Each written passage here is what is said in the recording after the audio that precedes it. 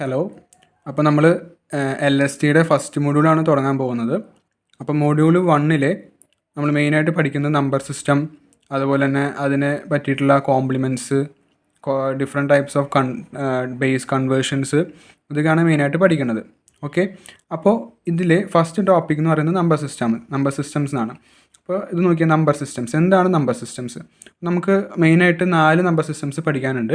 അത് ഏതൊക്കെയാണെന്ന് പറയാം. ഡെസിമൽ നമ്പർ സിസ്റ്റം ഉണ്ട്, ബൈനറി ഉണ്ട്, ഒക്ടൽ ഉണ്ട്, ഹെക്സാഡെസിമൽ ഉണ്ട്. അങ്ങനെ 4 നമ്പർ സിസ്റ്റം നമുക്ക് പഠിക്കാനുണ്ട്. ഓക്കെ. ഇനി നമുക്ക് എന്താണെന്ന് വെച്ചാൽ ഈ നമ്പർ സിസ്റ്റത്തിൽ ആറ് അല്ലെങ്കിൽ ബേസ് അല്ലെങ്കിൽ റാഡിക്സ്, അതിനെ വിളിക്കുന്ന ഈ എന്ന് വിളിക്കുന്ന പേരാണ് ബേസ് അല്ലെങ്കിൽ റാഡിക്സ് എന്ന് പറയുന്നത്. ഇനി ഈ ഒരു നമ്പർ സിസ്റ്റം എടുത്തു കഴിഞ്ഞാൽ അതിലുള്ള നമ്പേഴ്സ് റേഞ്ച് ചെയ്യണത് 0 മുതൽ R-1 ആയിരിക്കും. ഓക്കെ. ഇപ്പോൾ എക്സാമ്പിൾ പറയുകയാണെങ്കിൽ, ഇപ്പോൾ ഡെസിമൽ നമ്പർ സിസ്റ്റത്തിൽ ആറിൻ്റെ വാല്യൂ 10 ആണ്. അല്ലെങ്കിൽ ഇവിടെ നോക്കിയേ, ഡെസിമൽ നമ്പർ സിസ്റ്റത്തിൽ ആറിൻ്റെ വാല്യൂ 10 ആണ്. അപ്പോൾ അതിൽ നമ്പേഴ്സ് എങ്ങനെയാണ് റേഞ്ച് ചെയ്യുന്നത്? 0 മുതൽ 10-1 വരെ, അതായത് 9 വരെ, 0 to 9 വരെ. ഓക്കെ. അപ്പോൾ അതാണ് എന്തെന്ന് പറയുന്നത്, അതിൻ്റെ റേഞ്ച് എന്ന് പറയുന്നത്, അതിലുള്ള നമ്പേഴ്സിൻ്റെ റേഞ്ച് എന്ന് പറയുന്നത്.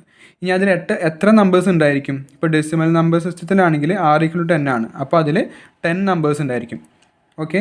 ഇനിയിപ്പോൾ ബൈനറി നമ്പർ സിസ്റ്റത്തിലാണെങ്കിൽ ആറിൻ്റെ വാല്യൂ 2 ആണ്. ഓക്കെ. അപ്പോൾ അതിൽ 0 ഉണ്ടായിരിക്കും, 1 ഉണ്ടായിരിക്കും, അതായത് 2 നമ്പേഴ്സ് മാക്സിമം ഉണ്ടായിരിക്കും. ഒക്ടൽ നമ്പർ സിസ്റ്റത്തിലാണെങ്കിൽ ആറിൻ്റെ വാല്യൂ 8 ആണ്. അപ്പോൾ 0 മുതൽ 7 വരെ, അപ്പോൾ അതും എത്രയാണ്? ടോട്ടൽ 8 നമ്പേഴ്സ് ഉണ്ടായിരിക്കും. ഇനി ഹെക്സാഡെസിമലിൻ്റെ കേസ് നോക്കുകയാണെങ്കിൽ R=16 ആണ്.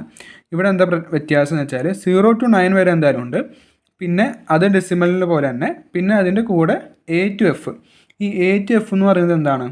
10 to 15 തന്നെയാണ്, പക്ഷേ നമ്മൾ അതിനെ ആൽഫബറ്റ് യൂസ് ചെയ്തിട്ടാണ് നമ്മൾ റെപ്രസെൻറ്റ് ചെയ്യുന്നത്. ഓക്കെ.